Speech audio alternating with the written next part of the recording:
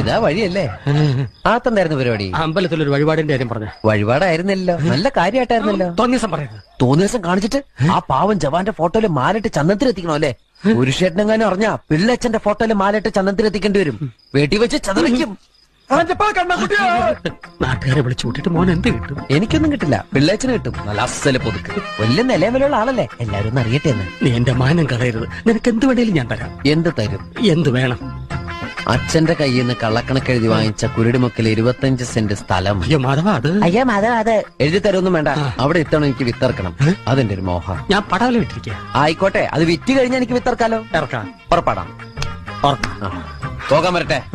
ഇതൊക്കെ മറക്കാതിരിക്കാൻ ഞാനൊന്നും കൂടെ തന്നാലോ? വേണ്ട, ആരും കാണൂല. വേണ്ടെന്നേ. എന്നാ ചാടിക്കോ മോനെ. ഇന്ന് നീ അവിടെ കക്കാൻ കയറരുത്. ഇന്ന് അവിടെ നിന്ന് എന്തെങ്കിലും പോയാൽ നാളെ എന്റെ തലയിലാവും. ഓ, എന്നാ മറ്റന്നാളാവാം. അതിന്റെ പിറ്റേന്ന് എന്റെ തലയിലാവും.